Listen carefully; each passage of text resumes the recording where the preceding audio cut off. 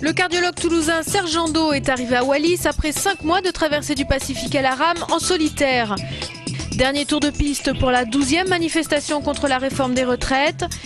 Jean-Pierre Avrin répond à Nicolas Sarkozy dans un livre intitulé « Il a détruit la police de proximité ». Après avoir largué les amarres en juin dernier, Serge Jandot est arrivé à Wallis la nuit dernière. Ce cardiologue toulousain, parti de Lima au Pérou, s'est fixé le défi de traverser le Pacifique à la rame en solitaire.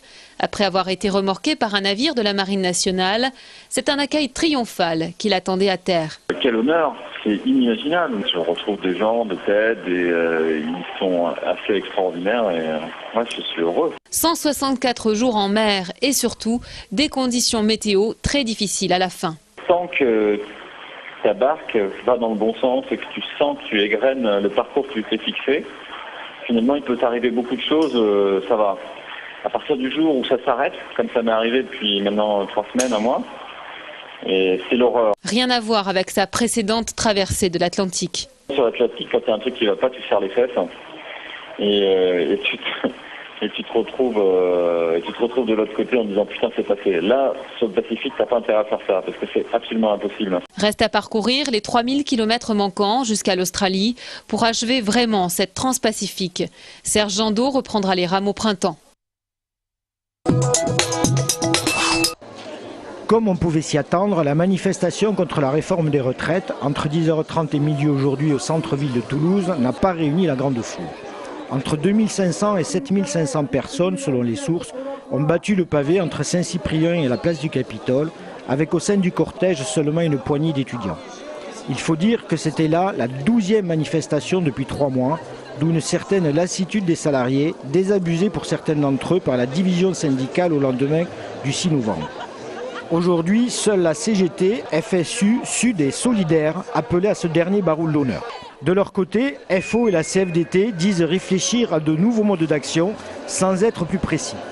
Jeudi, l'intersyndicale appelle à une nouvelle manifestation, mais cette fois sur le projet de la dépendance annoncé par le président de la République. Il semble bien que la lutte contre la réforme des retraites soit désormais achevée sur le terrain syndical. Reste à savoir si la gauche, en cas de victoire en 2012 dans l'hémicycle, osera revenir en arrière comme elle le promet aujourd'hui. Vous savez parfaitement que l'alpha et l'oméga du travail du policier, c'est pas d'organiser des tournois pour les jeunes. C'était en 2003. Nicolas Sarkozy était encore ministre de l'Intérieur et Jean-Pierre Avrin, patron de la police toulousaine, jusqu'à ce déplacement au commissariat du Mirail. Critiqué par le futur chef de l'État sur sa gestion de la police de proximité, Jean-Pierre Avrin est limogé. 7 ans plus tard, il règle ses comptes avec le président dans un livre où il fustige la politique sécuritaire du gouvernement et défend toujours bec et ongle sa conception de la police de proximité. Nous, ce qu'on a essayé de faire, c'est contrairement à la méthode Sarkozy, c'est pas des effets d'annonce, c'est de travailler dans le temps, de faire des projets un par un et de les mettre en harmonie. Si vous voulez, on a redéployé la police municipale sur les 6 secteurs. Donc aujourd'hui, ils sont sur l'ensemble du territoire. C'est vrai qu'on a multiplié la superficie qui est couverte par la police municipale par 20. On a créé l'Office de la tranquillité depuis 1 an, 200 000 appels. Et maintenant, dans un niveau, on vient de recruter des médiateurs. Ça permettra d'améliorer le quotidien des gens, ce qui est pour nous le but le plus important. 6 médiateurs qui sont encore en formation. Ils doivent arriver sur le terrain courant décembre.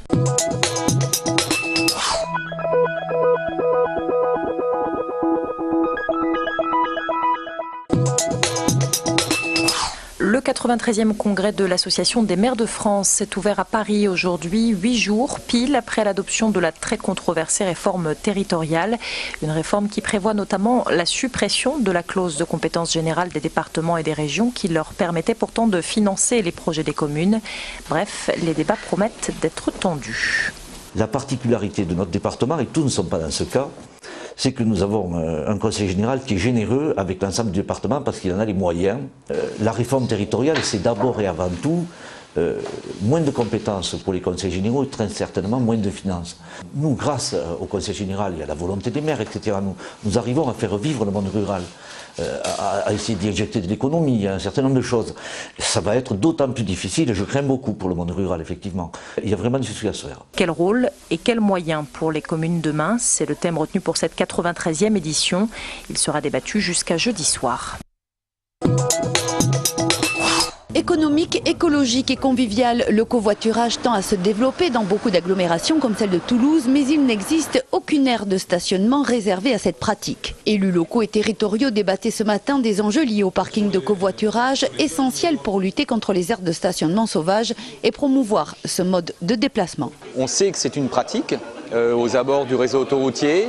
Dans certains parcs relais, pourquoi pas, mais en tout cas, les collectivités n'ont rien organisé à ce jour pour favoriser cette pratique. Ce soir, Tournefeuille sera donc la première ville de l'agglomération à inaugurer une aire de stationnement réservée au covoiturage, une aire aménagée sur le parking du phare. On voit bien le matin que le flux de voitures qui traversent la ville, c'est des voitures à une personne et qui bougent.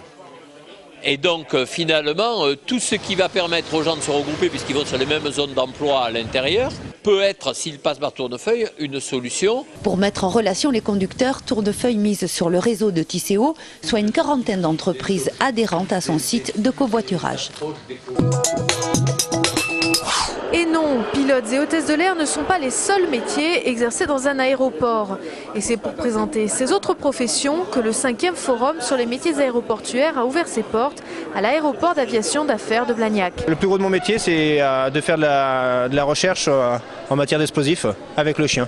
Donc tout ce qui est bagages, fret. Les chiens en recherche explosifs sont beaucoup moins connus que les chiens stupéfiants. Le forum s'adressait aussi bien à des demandeurs d'emploi qu'aux élèves de 3e à la veille de leur première orientation. Les jeunes, ce qui les attire beaucoup, c'est tous les métiers à uniforme. Pour les demandeurs d'emploi, ils vont plutôt aller vers les métiers qui sont en besoin en ce moment, qui sont autour des métiers du commerce et de l'assistance. Il y a une chose qui nous a intéressés, adjointe de sécurité. C'est un métier aussi pour filles. Parce que c'est un métier qui nous plaît et qu'on ne fait pas beaucoup d'études. En effet, aujourd'hui, avec les contrôles sécuritaires qui se renforcent et une réglementation en constante évolution, ce sont les métiers de la sûreté qui embauchent le plus. La levée de fonds, un long fleuve tranquille. La question était posée ce matin au 8e salon de l'entreprise à Diagoras-la-Beige. Les entreprises souhaitant faire appel à un investisseur pour prendre des participations dans le capital doivent justifier d'un fort potentiel de croissance et déposer un dossier à la plateforme appui PME qui existe depuis 2009. La Caisse des dépôts se charge ensuite de les mettre en relation avec différents partenaires comme la région, Oseo, la Banque de France ou l'État. Nous avons accompagné plus de 49 entreprises depuis la création. Donc 15 entreprises sont en levée de fonds. D'autres ont bénéficié d'accompagnements stratégiques pour mieux préciser les attentes, mieux définir le business plan, mieux calibrer la démarche marketing. Donc c'est un vrai outil d'accompagnement du tissu économique et industriel local.